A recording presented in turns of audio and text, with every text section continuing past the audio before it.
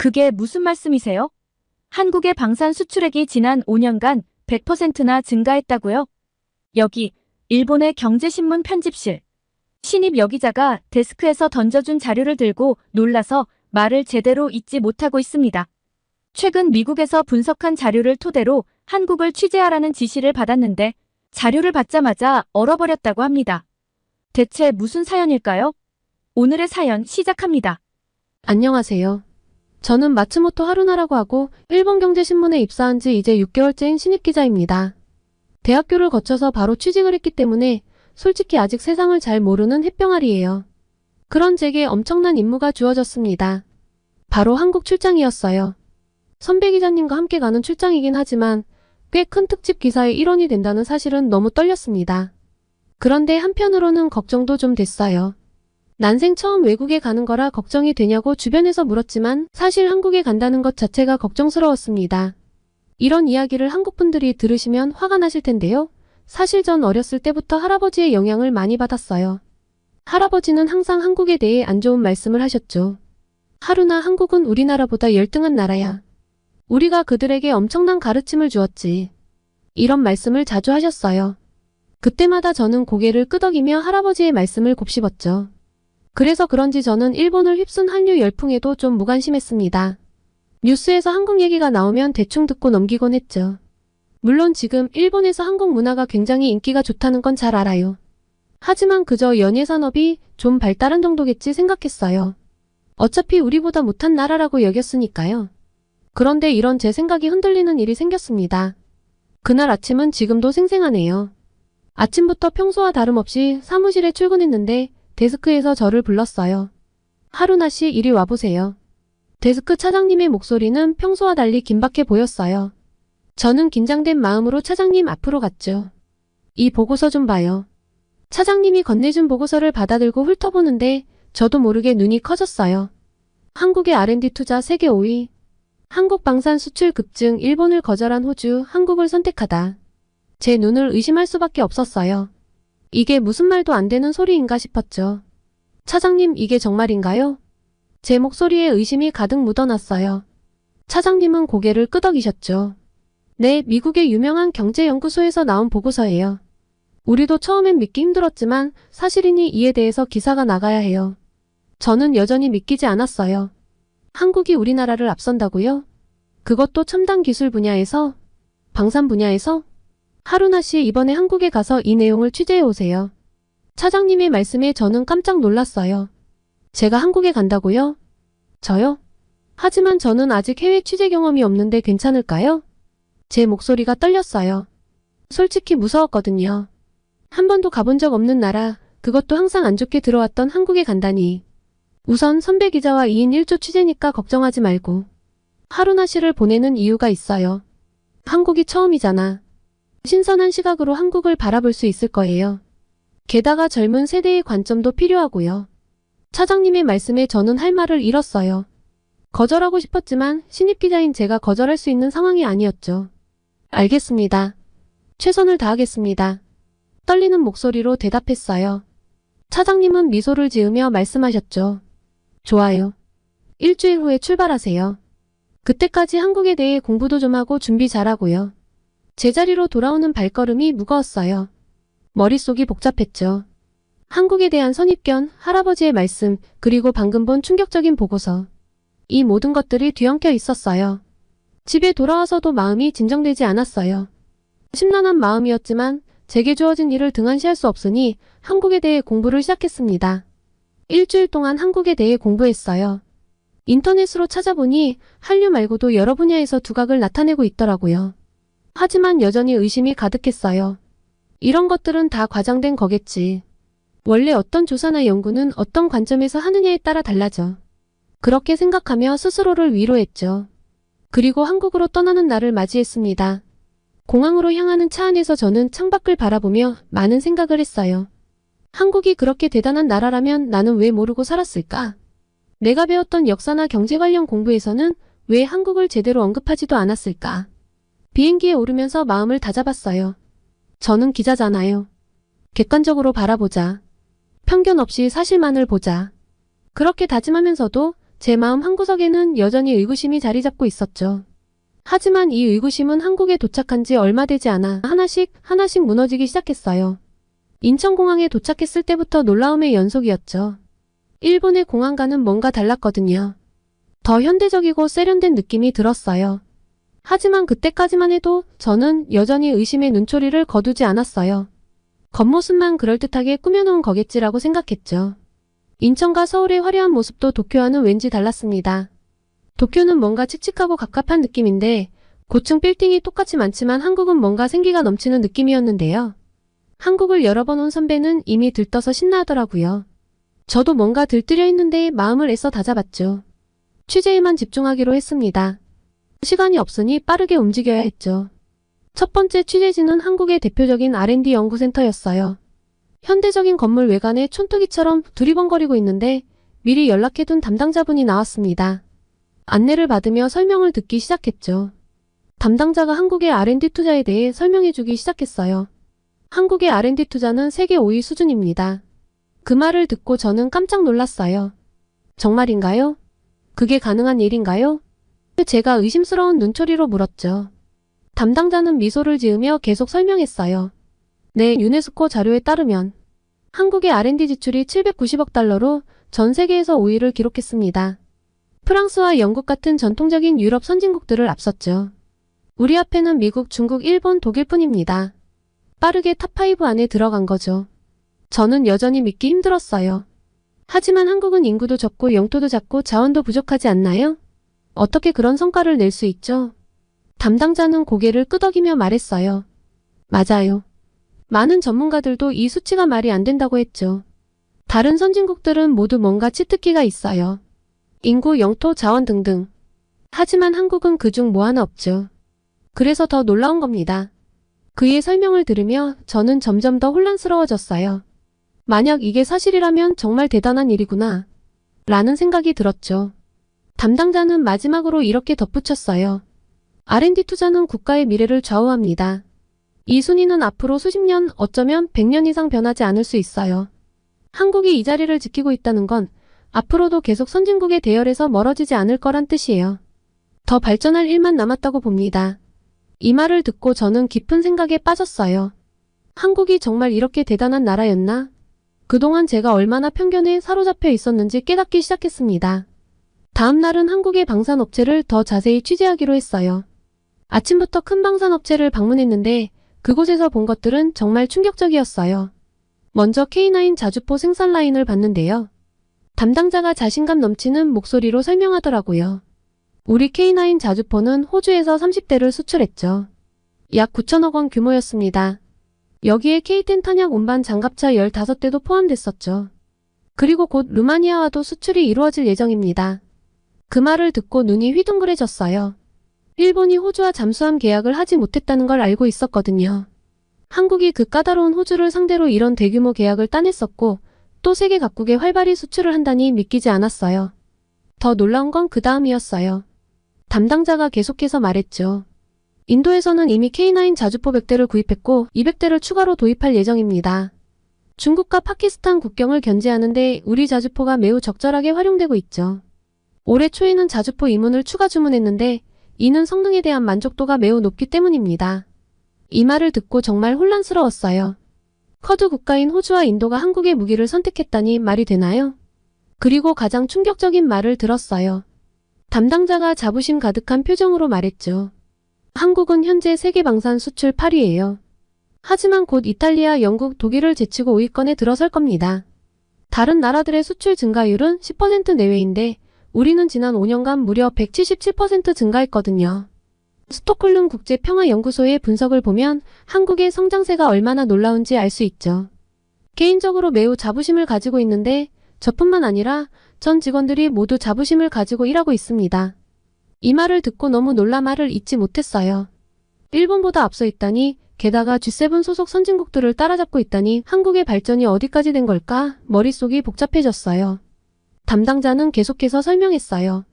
우리는 단순히 무기를 파는 게 아닙니다. 지속적인 애프터 서비스를 통해 고객 국가들의 만족도를 높이고 있어요. 이런 노력 덕분에 기존 고객들이 추가 주문을 하는 경우가 많죠. 최근에는 나토 국가들도 우리 무기에 관심을 보이고 있어요. 이 모든 이야기를 들으면서 한국 방산 산업의 발전 속도와 규모에 정말 놀랐어요. 일본의 방산 산업이 정체되어 있다는 걸 알고 있었지만 한국이 이렇게까지 앞서 나가고 있다니 놀라웠죠. 분하지만 한국의 놀라운 발전을 인정할 수밖에 없었어요. 한국이 새로운 경제 발전의 동력을 방산 분야에서 찾아가고 있다는 게 눈앞에서 선명하게 보였으니까요. 이날은 정말 충격이 컸습니다. 한국이 눈부시게 발전할 동안 일본은 무엇을 한 걸까요? 기사를 쓰려면 일본의 현실을 알아볼 필요가 있다는 생각이 들었습니다. 그래서 호텔로 돌아오자마자 노트북을 펴고 일본의 방산 산업에 대해 더 자세히 알아보기 시작했어요. 그런데 제가 발견한 내용들은 충격 그 자체였습니다. 일본 해상자위대 출신의 군사 저널리스트 몬타니 씨의 기고문을 읽게 되었는데 그 내용이 너무나 충격적이었어요. 일본의 방위 산업이 얼마나 비효율적이고 문제가 많은지를 적나라하게 비판하고 있었거든요. 먼저 일본의 방산 업체들은 정부의 보호 아래에서 경쟁 없이 안주하고 있었습니다. 전투기는 미쓰비시 중공업, 초계기는 가와사키 중공업, 중형 헬기는 호지, 중공업 비행정은 신메이와 같은 식으로 각 회사의 주력 제품을 정부가 미리 할당해주고 있다고 했죠. 이런 구조에서는 기업들이 서로 경쟁할 필요가 없으니 혁신이나 발전이 이뤄질 리 없다는 문제가 제일 컸습니다. 제 눈에도 보이는데 이걸 아무도 문제의식을 못 느꼈을까요? 게다가 계약 과정도 문제더라고요. 과거에는 수의 계약만 존재했고 지금은 경쟁 입찰이라고는 하지만 신규 업체가 진입하기 어려운 구조래요. 게다가 가격도 정상적인 계약 금액이 아니라 협의를 통해 결정된다니 이건 정말 비정상적이에요. 더 놀라운 건 이런 구조 때문에 생산성이 낮고 노력하지 않는 기업들도 안정적인 수익을 낼 수 있다는 거예요. 이건 정말 말이 안 되는 일이잖아요. 한국의 방산 기업들이 치열하게 경쟁하며 발전하는 모습과는 정반대예요. 해외 무기를 도입할 때도 문제가 있더라고요. 제조건을 구입해 국내에서 생산하려고 하는데 이렇게 하면 일반적인 수입 가격의 몇 배가 든다는 거예요. 이건 정말 엄청난 재정 낭비 아닌가요? 몬타니 씨는 일본의 방위 산업이 쇠퇴하고 있는 이유가 헌법이나 무기, 수출 3원칙 때문이 아니라 바로 이런 구조적인 문제 때문이라고 지적하고 있었어요. 그의 말에 따르면 일본산 무기는 성능이 떨어지고 사용하기 어렵고 신뢰성도 부족하대요. 그런데도 가격만큼은 세계 최고 수준이라니 이건 정말 심각한 문제죠. 가장 충격적인 건 일본의 방위 산업이 이미 한국과 중국에 밀렸다는 평가예요. 심지어 북한에게도 질 수 있다는 관측까지 나왔더라고요. 이건 정말 믿기 힘든 현실이었습니다. 이 모든 내용을 읽으면서 제 마음속에서 복잡한 감정이 일어났어요. 한편으로는 일본의 현실에 대한 절망감이 밀려왔고 다른 한편으로는 한국의 방산 산업에 대한 놀라움과 존경심이 커졌어요. 그리고 한국은 치열한 경쟁 속에서 끊임없이 혁신하고 발전하고 있는데 일본은 과거의 영광에 안주한 채 뒤처지고 있다는 사실이 너무나 뼈아팠어요. 특히 한국의 방산 수출이 급증하고 있다는 사실과 비교하면 일본의 현실은 정말 처참하다는 생각이 들었습니다. 이제야 한국이 왜 그렇게 빠르게 성장할 수 있었는지 이해가 갔어요. 끊임없는 혁신, 과감한 투자, 그리고 세계 시장을 향한 도전. 이 모든 것이 한국을 세계 4위의 방산 강국으로 만들어낸 원동력이었던 거죠. 일본의 군사 전문가도 인정한 한국의 성과를 보면서 제가 얼마나 편협한 시각을 가지고 있었는지 깨달았어요. 한국은 이미 우리가 생각하는 것 이상으로 발전해 있었고 앞으로도 계속 성장할 거라는 확신이 들었죠. 이런 현실을 마주하니 일본의 미래가 걱정되기 시작했어요. 우리도 한국처럼 변화해야 하지 않을까? 과거의 영광에 안주하지 말고 더 치열하게 경쟁하고 혁신해야 하지 않을까? 이런 생각들이 제 머릿속을 맴돌았습니다. 한국의 성공을 인정하는 게 쉽지는 않았지만 이제는 부정할 수 없는 현실이 되어버렸으니까요. 오히려 한국의 성공 사례를 배워야 한다는 생각이 들었죠. 우리도 한국처럼 변화하고 혁신해야만 세계 시장에서 경쟁력을 가질 수 있을 테니까요. 이 모든 생각들을 정리하면서 제 기사의 방향도 완전히 바뀌어야 한다는 걸 깨달았어요. 단순히 한국의 성과를 보도하는 것을 넘어 일본이 배워야 할 점들을 제시해야겠다고 마음먹었죠. 한국과 일본 두 나라의 미래를 위해 제가 할 수 있는 일이 무엇일지 깊이 고민하게 되었습니다. 취재를 모두 마친 날 저녁, 저는 좀 지쳐서 혼자 작은 식당에 들렀어요. 선배를 신경 쓰기도 싫었고 혼자 조용히 밥을 먹고 싶었거든요. 그런데 주인 아주머니가 갑자기 서비스로 음식을 더 주시는 거예요. 젊고 예쁜 사람이 외국 나와서 열심히 일하는 것 같아 더 줬어요.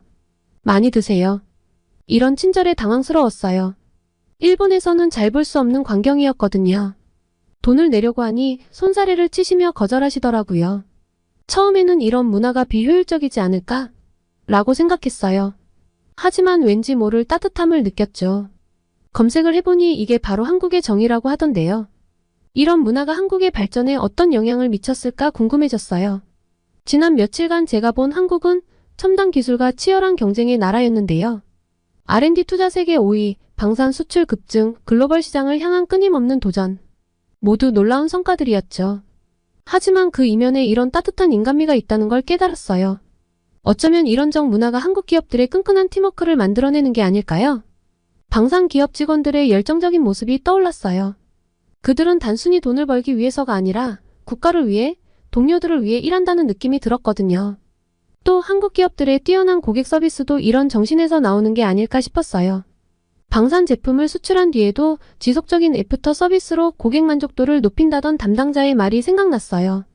이런 세심한 배려가 한국 제품의 경쟁력을 높이는 비결 중 하나일 거예요. 그리고 이런 문화가 혁신의 원동력이 되는 것 같아요. 서로를 배려하고 신뢰하는 문화 속에서 더 과감한 도전과 창의적인 아이디어가 나올 수 있을 테니까요. 한국 방산 기업들이 빠르게 성장하고 새로운 시장을 개척할 수 있었던 것도 이런 문화 덕분이 아닐까요? 결국 한국의 성공 비결은 첨단 기술과 따뜻한 인간미의 조화가 아닐까 하는 생각이 제 결론이었습니다. 치열한 경쟁 속에서도 서로를 배려하고 함께 성장하려는 문화. 정말 많은 깨달음을 준 한국이었습니다. 그리고 일본으로 돌아가는 길, 제 기사에 꼭 담아내야 할 내용을 깨달았어요. 단순히 한국의 경제적 성과나 기술력만을 다루는 게 아니라 그 뒤에 숨은 문화와 정신을 함께 소개해야겠다고 결심했죠. 귀국 후 편집회의에서 이러한 제 시각을 강력하게 어필했어요. 데스크에서는 젊은 사람이 문제를 보는 눈이 역시 새롭다며 호평을 해주었죠. 그리고 제 기사가 신문에 실렸어요. 하지만 온라인 반응은 제가 예상한 것보다 훨씬 더 거셌어요. 많은 독자들이 제 일교 보냐? 한국에 매수당한 거 아니냐? 라는 악플을 달았어요. 심지어 제 애국심을 의심하는 댓글도 있었죠. 이런 반응을 보면서 할아버지의 말씀과는 달리 오히려 일본 국민의 민도가 한국보다 떨어지는 것 같다는 생각에 마음이 무거워졌어요. 하지만 동시에 이런 반응이야말로 제가 이 기사를 쓴 이유를 증명해준다는 생각이 들었어요. 우리 일본 사회에 얼마나 편견과 오해가 깊이 뿌리박혀 있는지 알 수 있었거든요. 그래서 더욱 강하게 결심했습니다. 앞으로도 계속해서 한국의 진실된 모습, 우리 일본이 배워야 할 점들을 전달해 나가겠다고 말이에요. 당장은 많은 사람들이 거부감을 느낄 수 있겠지만 꾸준히 사실을 전달하다 보면 언젠가는 변화가 올 거라고 믿어요. 다음에 한국에 갈 때는 더 깊이 있는 이야기를 취재하고 싶어요. 그리고 한국은 정말 매력적인 나라였어요. 그리고 저는 우리 일본도 그만큼 매력적인 나라가 될 수 있다고 믿습니다. 서로의 장점을 배우고 단점을 보완해 나간다면 우리 두 나라는 함께 더 나은 미래를 만들어갈 수 있을 거예요. 그 과정에 제가 작은 다리 역할을 할 수 있다면 더할 나위 없이 기쁠 것 같습니다. 한국에 또 갈 때에는 짧게나마 한국어를 조금 더 할 수 있도록 공부를 하고 가려고 해요. 다음에 한국을 다녀와서 또 소식을 전하겠습니다. 복지천국 덴마크에서 선택한 한국행이요. 다 이유가 있죠. 덴마크라는 나라에 대해서 다들 첫 번째로 떠올릴 이미지는 복지 천국일 텐데요. 한국의 예능 방송 등에서도 몇 차례 다뤄진 적이 있죠. 북유럽의 복지 천국, 노후 걱정 없이 누구나 행복한 나라. 오늘 사연의 주인공은 바로 그런 복지 천국 덴마크에서 한국으로 왔습니다. 강력한 복지 체계 덕분에 아무런 걱정 없이 살 수 있다는 나라에서 무슨 이유로 한국행을 택했는지 궁금한데요. 오늘의 사연 시작합니다. 안녕하세요. 저는 덴마크 코펜하겐 출신의 시몬이라고 합니다. 지금은 한국에서 생활한 지 2년 차이고요. 한국인 남편과 함께 딸을 기르고 있죠. 한국에 와서 제가 정말 많이 들은 질문이 덴마크같이 살기 좋은 곳에서 왜 한국으로 왔냐는 이야기였습니다. 처음엔 그냥 인사치레인 줄 알았는데 듣다 보니 정말 궁금해서 이런 질문을 하시는 분들도 많더라고요. 왜 이런 질문들을 하실까 하는 제 궁금증은 한국에서 덴마크를 다루는 방송들을 보며 이해가 되었습니다. 한국 방송에서 만난 덴마크는 환상 속의 나라, 천국과도 다를 바 없는 완벽한 나라의 모습이더라고요. 물론 덴마크의 복지체계는 꽤 잘 되어 있죠. 모든 국민이 차별받지 않고 동등한 교육과 의료 혜택을 누릴 수 있어야 한다는 철학으로 나라 시스템이 운영되는데요. 많게는 임금의 50% 넘게 세금을 떼어가는 대신 모든 국민에게 의료 서비스도 무료, 모든 교육은 무료, 관대한 실업급여 등 사회보장 시스템이 잘 되어 있어 다른 나라 국민들이 보았을 때 부러워하는 것도 이해는 갑니다. 분명한 장점이 있기에 한국행을 많이 고민했던 것도 사실이에요. 이렇게 결정을 내리기까지 갈등이 없었던 건 아닙니다. 특히 남편과는 정말 여러 번 대화하고 때로는 부딪히기도 했지만 결정적으로는 아이를 위해 과감하게 한국행을 선택했는데요. 저는 다시 생각해도 참 좋은 선택이었다고 생각해요. 지금부터 제가 어떤 일들을 겪고 한국에 오게 되었는지 말씀드릴 텐데요. 이런 내용들은 한국 분들이 전혀 생각하지 못한 덴마크의 어두운 면이라 좀 놀라실 수 있겠네요. 하지만 이렇게 솔직한 덴마크 사람의 이야기를 들려드리는 것도 의미 있는 일이라고 생각합니다. 우선 덴마크에서 아이를 기르며 계속 살아도 괜찮을 것인가에 대한 의문이 크게 생긴 결정적 사건을 이야기해 볼게요. 몇 년 전 겨울에 남편이 크게 아팠습니다. 덴마크는 코로나 때 유럽 국가들 중에서도 빠르게 각종 제한 조치를 전면 해제했습니다. 마스크 의무화도 일찌감치 해제했고 감기와 크게 다를 바 없다고 선언을 했죠. 이런 조치에 국민들의 반발은 없었습니다. 저 역시도 별 생각이 없었죠. 남편은 벌써 이렇게 해제해도 되냐고 불안해했지만 전 괜찮을 거라고 자신했어요. 그런데 어느 날 남편이 목이 너무 아프다고 하며 잠에서 깼는데 제대로 말도 못하더라고요. 그리고 두통이 너무 심하다며 머리를 부여잡고 괴로워하는데 한눈에 봐도 너무 심각해 보였습니다. 급한 대로 찬장을 뒤져 감기약을 먹이고 재웠는데 아침에는 상태가 더 심각해졌어요. 코로나가 의심되는 상황이라 셀프 검사 키트를 사러 갔는데 팔지 않아 퇴근길에 여러 군데를 헤매며 셀프 검사 키트를 사기 위해 뛰어다녔죠. 겨우 하나를 구해 집에 들어간 순간 저는 충격적인 남편의 모습을 목격했습니다. 남편이 식은땀으로 온몸이 젖어 있고 눈도 제대로 못 뜨는 거예요. 심지어 경직이 심해 제대로 움직이지도 못하고 있더군요. 덴마크 사람들은 아플 때 바로 병원을 가지 않고 우선 자연 치유를 해보려고 합니다. 저도 그래서 일단 약을 먹고 쉬라고 했고요. 감기 몸살이나 독감 정도로는 병원에 잘 안 가거든요. 그런데 열이 너무 높고 몸에 열꽃이 번져 있어서 이러다 큰일 나겠다 싶어 응급센터에 전화를 했죠. 덴마크는 두 가지 응급 연락처가 있습니다. 하나는 죽어가는 사람에 쓰이는 앰뷸런스를 부르는 번호가 있고 또 하나는 응급실에 가기 전 미리 예약하는 번호죠. 응급실을 예약을 하고 간다는 게 사실 말이 안 되니 좀 어이가 없으실 테지만 이렇게 해야 대기 시간이 줄어드니 미리 전화를 해서 상담을 받고 상황을 설명해줘야 합니다. 문제는 전화를 하고 기다리는 시간이 꽤 길죠.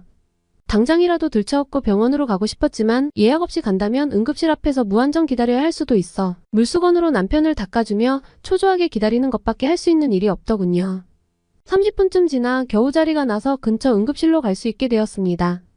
택시를 타고 가는데 남편 입술은 바짝바짝 말라가고 숨도 제대로 못 쉬다가 의식을 잃더군요. 저는 이대로 남편이 죽는 줄 알았습니다. 제발 남편을 살려달라고 지나가는 의료진을 붙잡고 부탁을 했어요. 의료진들이 그제서야 달려와 조치를 취해줬고 남편은 다행히도 의식을 되찾았죠. 그리고 엄청난 통증과 마비 증상, 심한 기침과 두통, 구토 증상에 시달렸어요. 열은 40도까지 올랐다가 내리기를 반복했고 거의 5시간에 걸쳐 코로나 검사, 독감, 소변 검사를 했죠. 그리고 약을 먹고 안정을 찾고서는 엑스레이와 심전도 검사도 했습니다. 결과는 코로나도 음성, 독감도 음성이었죠. 그럼 뭐가 문제냐고 물어보니 알 수 없는 바이러스에 의한 급성 염증이 원인인 것 같다고 하더군요.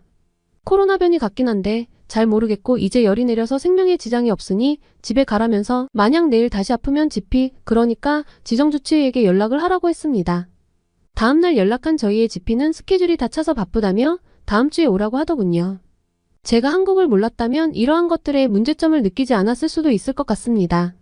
하지만 한국에서 온 남편 덕에 다른 나라 사람들과도 교류가 활발했던 전 덴마크의 이러한 의료 시스템에 의문을 품을 수밖에 없었죠. 치료가 무료이면 뭐하나요? 한국처럼 미리 건강검진을 받지도 않고 뭔가 이상해서 검사를 받으려고 해도 최소 일주일에서 몇 달을 기다려야 하는데요. 오죽하면 기다리다 죽는다는 말도 나오곤 하겠어요. 이런 경험을 하고 나니 제값을 치르고 제대로 된 의료 서비스를 받는 게 낫지 않나 라는 생각이 몽글몽글 피어오르더라고요. 남편은 결국 집에서 온갖 비타민과 약을 털어넣으며 완전히 나을 때까지 버텼고 다행히 회복을 했는데요. 한동안 이 일을 회상할 때면 울컥하고 눈물이 올라왔는데 이제 한국에서 이런 일은 겪지 않으니 이런 일도 덤덤하게 이야기할 수 있게 되네요. 이 응급실 사건 후 처음으로 저희는 진지하게 덴마크 생활을 다시 생각해보기 시작했습니다. 덴마크에서는 치과와 정신과 그리고 약값 외에는 전부 무료입니다. 암에 걸려서 치료를 받는다고 해도 무료죠. 이렇게만 들으면 참 환상적인데요. 아이러니하게도 덴마크의 암 발생률과 암 때문에 목숨을 잃는 확률은 전 세계에서 가장 높습니다. 제 주변에서도 암을 발견했을 때 손을 쓸 수 없을 정도의 말기암 상태인 경우가 많았고요. 따로 민간보험을 들었다면 개인 의사를 찾아가 더 나은 서비스를 받을 수 있긴 있습니다. 하지만 4, 5시경 클리닉 문을 닫기 때문에 응급 서비스는 국가가 정해둔 병원에 가야 하는데 이마저도 대기 후 상담을 받고 오케이 사인을 줘야 응급실에 갈 수 있고 가서도 대기를 해야 하죠. 총각을 다투는 일이라면 중간에 어떻게 되어도 이상하지 않을 의료 시스템입니다. 복지국가의 무료 의료 시스템의 한계를 제대로 맛본 이후 처음으로 이 나라의 어두운 면을 뒤집어본 경험은 제게 비판적 시각을 안겨주었습니다. 주치의 예약은 기본 일주일, 처방받은 약은 3만원, 4만원씩 하더라도 진료가 무료이니까 괜찮아 라고 생각해왔는데 남편을 통해 한국은 그렇지 않단 걸 알고 덴마크보다 더 좋은 시스템이 있단 것에 충격이 심했죠. 무료라고 해도 약값이나 성인의 치과 진료비는 무료가 아닌데 한국에 와서 보니 평균적으로 덴마크가 2~3배는 비싸더라고요. 게다가 무상의료이기 때문에 정부 자체에서 의료 수요를 제한하려는 경향이 강해 처방에 굉장히 소극적입니다. 약을 적게 쓰는 건 나쁘지 않은 거 아닌가? 라고 할 수 있겠죠. 하지만 멀쩡하게 잘 끼고 다니던 렌즈가 갑자기 너무 따갑고 아파서 걱정이 되는 마음에 엄청난 예약 스케줄 속에서 간신히 빈자리를 찾아 2주 만에 의사를 만났는데 렌즈와 안경을 한번 보고 눈도 한번 들여다보더니 왜 렌즈가 따가운지는 저도 잘 모르겠네요. 눈을 푹 쉬게 해주세요. 라고 누구라고 할 법한 말만 한 뒤 안경을 깨끗하게 닦아주고 가라고 하면 무료인 게 큰 의미가 있나 싶습니다. 제 값을 치르고 제대로 된 의료 서비스를 받는 게 낫죠. 남편이 겪은 응급실 이야기는 사실 덴마크에서 흔한 사례입니다.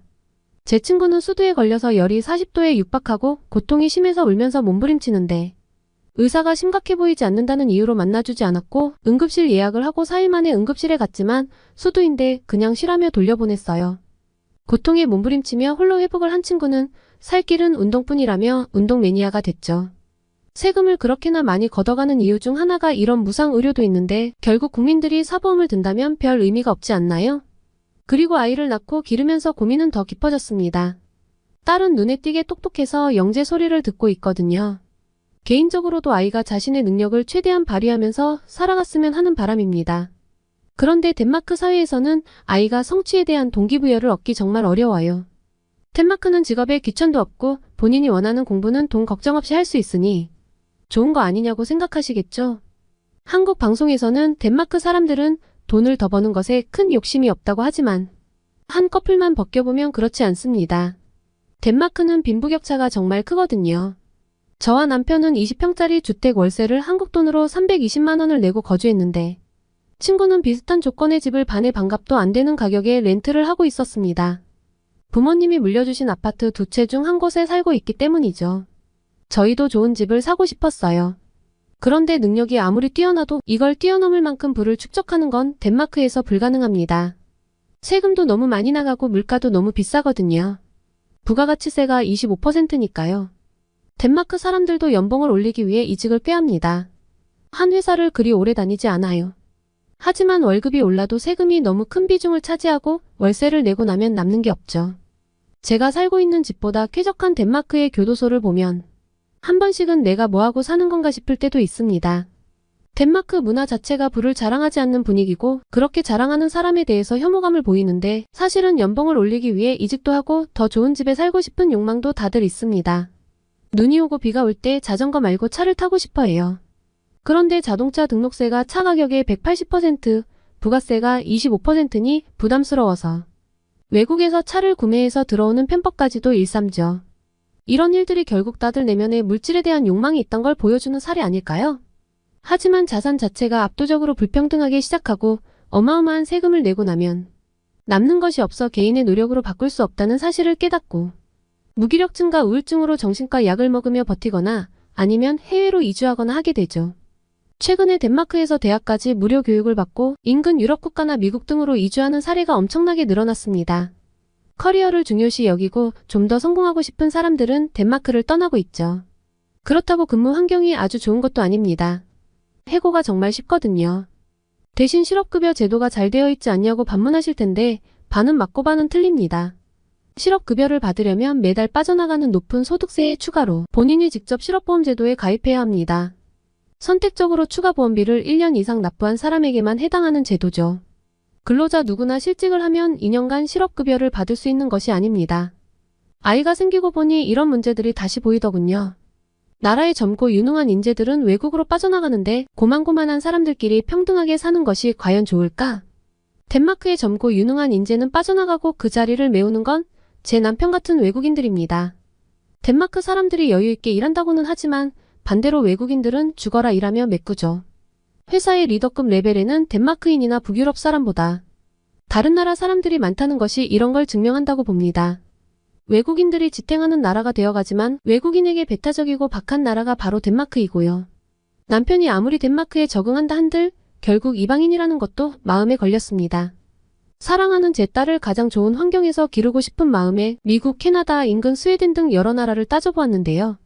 미국으로 이주한 사람들에게 미국 생활의 어려움을 물어보니 의료 시스템의 문제를 이야기하더라고요. 스웨덴 역시도 큰 틀에서는 덴마크와 다를 바가 없었고요. 결국 한국이 정답이었습니다.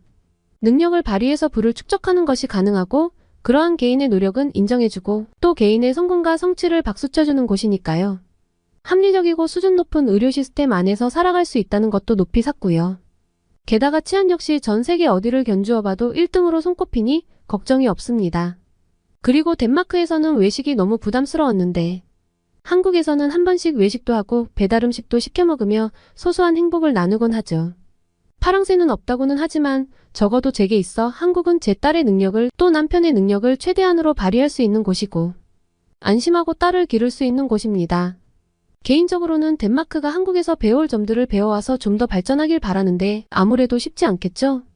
앞으로 한국에서 지내며 또 전하고 싶은 이야기들이 있으면 이렇게 나누어 보겠습니다. 모두 즐겁고 행복한 여름 보내세요. 오늘은 일본의 기자가 한국에 취재를 와서 한국의 연구개발 분야의 발전, 방산 산업의 발달을 확인하고 충격을 받은 이야기, 그리고 덴마크 생활의 회의감을 느끼고 한국에 와 행복을 찾은 덴마크 여성의 이야기, 이렇게 두 가지 이야기를 전달드렸습니다. 오늘의 사연이 마음에 드셨다면 구독과 좋아요를 눌러주세요. 여러분의 구독과 좋아요는 계속해서 좋은 사연을 소개할 수 있는 힘이 됩니다. 이상 감동저장소였습니다.